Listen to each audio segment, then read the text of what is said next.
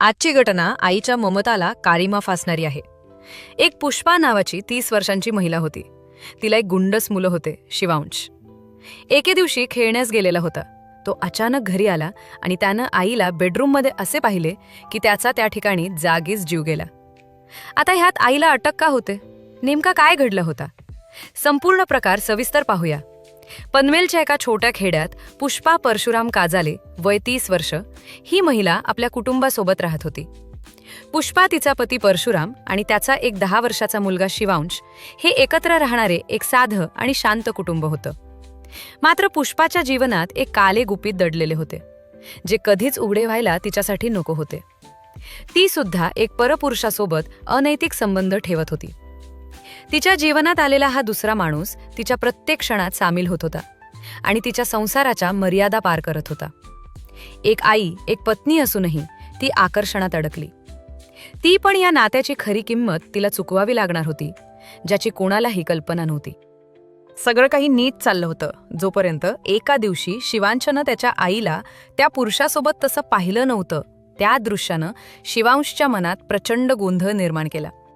तो घाबरून धावत आपल्या वडिलांना सांगण्यासाठी निघाला. आईचे असे वागणं त्याच्यासाठी अनपेक्षित होते.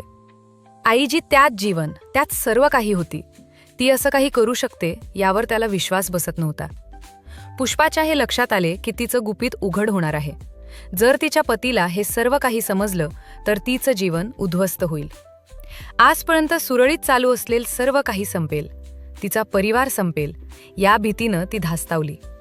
ती एवढी घाबरली होती की तिला दुसरा काही मार्ग दिसत नव्हता. तिला काय करावे कळेना असे झाले होते.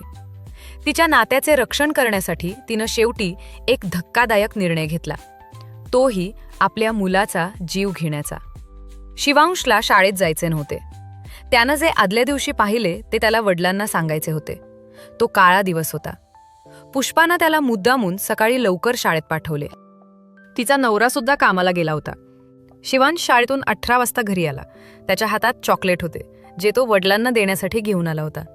जेव्हा तो शाळेतून घरी येत होता तेव्हा पुष्पानं त्याला एका शेत जमिनीच्या विहिरीपाशी अडवले. आजूबाजूला कोणीही नव्हते. काय घडले तर कुणालाच काही कळणार नव्हते, अशी ती जागा होती. ती जागाही तिनेच निवडली होती. या शुद्ध विचाराच्या क्षणात तिने आपल्या 10 वर्षांच्या निरागस मुलीला त्या विहिरीजवळ नेले. आपली आई आहे, ती पुढे आपल्यासोबत असे काही करेल असा स्वप्नातही विचार त्या बिचाऱ्या शिवांशानं केला नव्हता. विहिरीतील पाणी दाखवण्यासाठी इथे अडवले असेल असं त्याला वाटलं होतं. मात्र त्या ठिकाणी संधी मिळताच अचानक आईने आपल्या पोटच्या मुलाला विहिरीत ढकलले. शिवांश त्या खोल विहिरीत पडताच त्याच्या छोट्या जीवाणीची श्वास घेण्याची धडपड सुरू झाली. त्यानं मदतीसाठी आवाज दिला, पण त्याची आई जी त्याला वाचवू शकली असती त्याच्यावर नजर टाकून पुढे निघून गेली. तो शेवटच्या क्षणी बुडतानाही आईला आवाज देत होता. त्याचे शब्दही आई वाचवा, आई वाचव असे होते. मात्र ही निर्दयी आई तेथून निघून गेली.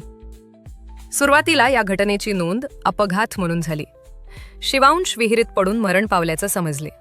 ही बाब सर्वांना खरी वाटली होती. परिसरात हळहळ व्यक्त होत होती. खेळता खेळता विहिरीतील पाण्यात पडला असावा असं सगळ्यांना वाटले आणि ह्यावर सगळ्यांचा विश्वासही बसला होता.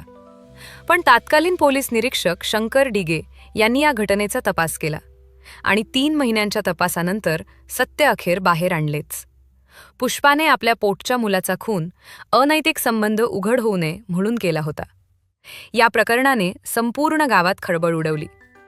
एका आईने आपल्या मुलाचा खून केला यावर विश्वास ठेवणे अवघड होते. शिवांशच्या वडिलांना या घटनेने धक्का बसला होता. न्यायालयाने पुष्पाला दोषी ठरवत तिला जन्मठेपची शिक्षा सुनावली. पुष्पाच्या या निर्णयाने एक आई आणि मुलाच्या पवित्र नात्याला काळिमा फासला. तिचे शेजारीही हे उघड झाल्यानंतर धक्क्यात होते.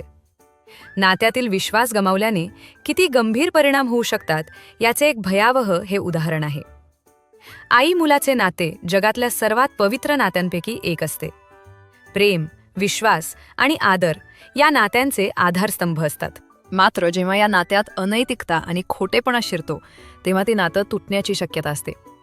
पुष्पा आणि शिवांशची ही हृदयद्राव घटना या गोष्टीचा साक्षात्कार घडवते की नात्यांमध्ये प्रामाणिकपणा असावा आणि कुटुंबातील संवाद कायम राहावा. नाहीतर छोट्या चुका मोठ्या संकटात बदलू शकतात.